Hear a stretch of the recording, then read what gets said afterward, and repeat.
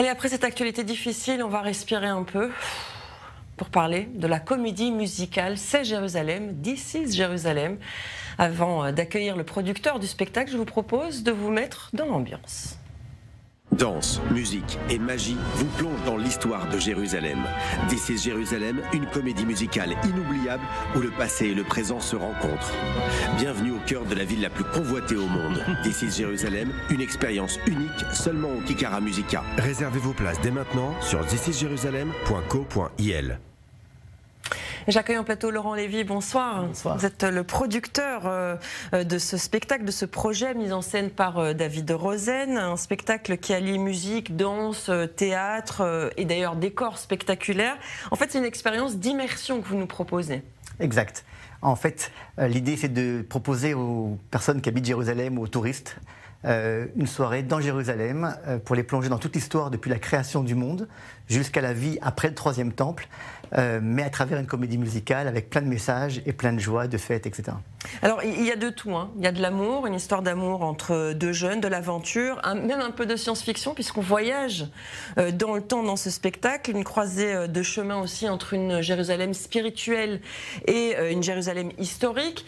L'idée finalement c'est de découvrir Jérusalem à travers cette histoire d'amour qui lie donc une jeune femme et un jeune homme joués par Stav Zoubari et Omri Feld. C'est la petite histoire dans la grande. En fait, c'est comment délivrer les messages qu'a le peuple d'Israël à transmettre au monde pour construire un monde meilleur, mais dans le fun, dans la joie, dans un spectacle et avec beaucoup de danse, des très bonnes musiques. Et l'idée c'est ça, l'idée c'est d'avoir un spectacle permanent comme on a un spectacle à Broadway ou à Paris ou à Londres, c'est d'avoir le spectacle de Jérusalem qui va être périn, j'espère.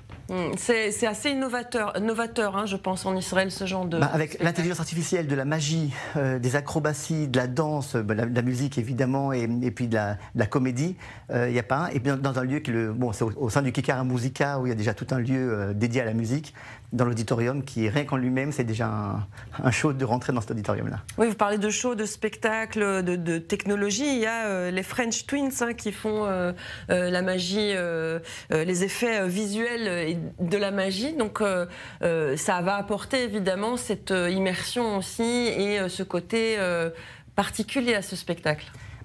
Vous vous trouvez à Jérusalem le soir, il y a plein de choses à faire, très sympathiques, mais ce sera une des choses supplémentaires à faire. Et l'idée, c'est que les gens ressortent avec un waouh. Je ne m'attendais pas à ça.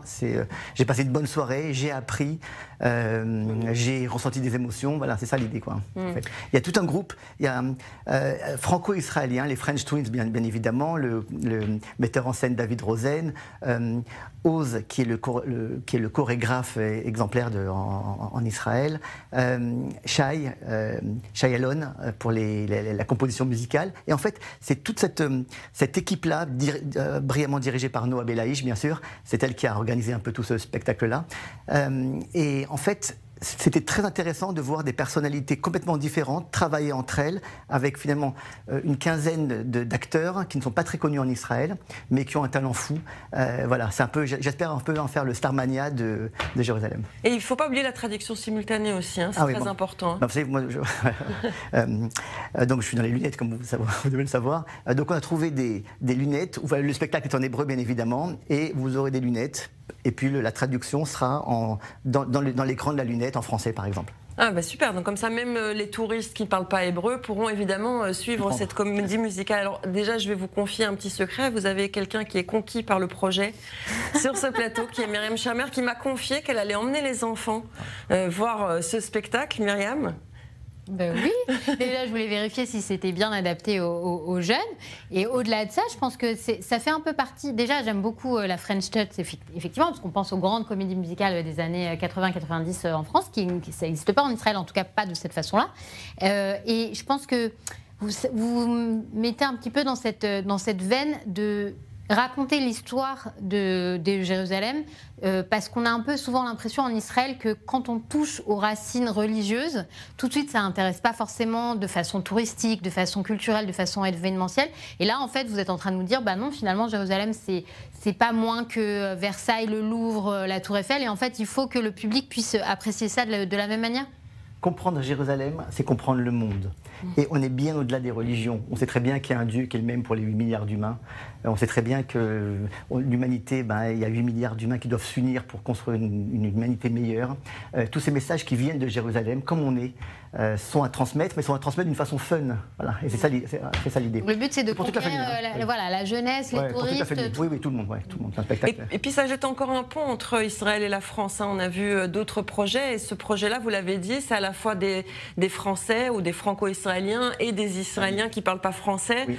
Donc de nouveau, ce pont entre Israël et la France, c'est quelque chose qui est important aussi. Alors l'inspiration, je l'ai pris, l'année dernière j'étais à Paris et j'ai vu Molière, l'opéra urbain. Je suis sorti de là, j'ai dit c'est exactement ce qu'il faut faire, prendre une histoire passée, la rendre actuelle avec des musiques du moment et un vrai spectacle.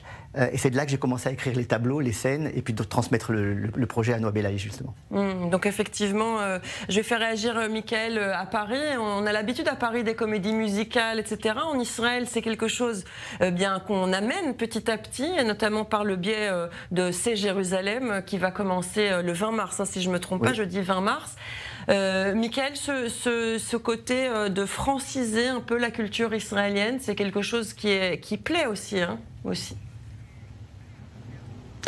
Oui, vous savez, entre David et Marianne, c'est une longue histoire. Donc, de ce point de vue-là, effectivement, je trouve que s'il y a un pont supplémentaire qui s'écrit entre ces deux pays, entre ces deux cultures, une fois qu'on met de côté toutes les vicissitudes de la vie politique, eh bien, restent deux sociétés qui ont des intérêts très importants mutuels. Et effectivement, je trouve que cette idée de créer, du récit, vous savez, l'importance qu'on attache ici, souvent on en parle, la puissance du récit, une fois que l'on a parlé, comme on l'a fait, évoqué tous les aspects géopolitiques, toutes les difficultés de la relation internationale, eh bien il reste effectivement des joyaux de la civilisation, et beaucoup de Français adorent venir et découvrir donc Israël, la Terre Sainte pour eux, pour certains, et bien évidemment cette ville, Jérusalem, d'où tout est parti en ce qui concerne notre civilisation occidentale.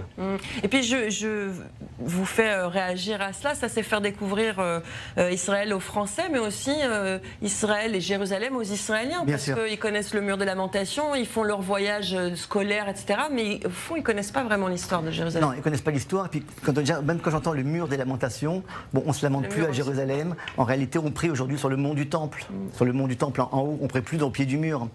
Donc il y a quelque chose qui se crée de nouveau. Même les Jérusalemiens, les habitants de Jérusalem, ne se rendent pas encore spécialement. Jérusalem, ça veut dire en hébreu Yerushalayim, et ils verront les différentes paix. La paix entre les hommes, bien évidemment, entre tous les humains, et la paix entre les hommes et Dieu, qui est le même pour tous. Donc finalement, cette paix-là dont on parle, Jérusalem, c'est la capitale de la paix en réalité. Et les gens ne le savent pas encore. Et c'est ça un peu ce qu'on va essayer de transmettre comme message un peu aux personnes qui viendront. C'est une deuxième carrière, c'est pour vous, hein? Regardez, moi, Optical Center, quand un client achète chez Optical Center, s'il achète des lunettes, on lui souhaite de voir des belles choses dans sa vie. S'il achète des appareils auditifs, on lui souhaite d'entendre que des bonnes nouvelles. Et là, ils vont avoir l'occasion de voir et d'entendre des bonnes nouvelles. Voilà. En tout cas, merci beaucoup Laurent Lévy. Je rappelle donc que ça commence le 20 mars à l'auditorium du Kikar à Musica à Jérusalem. Merci.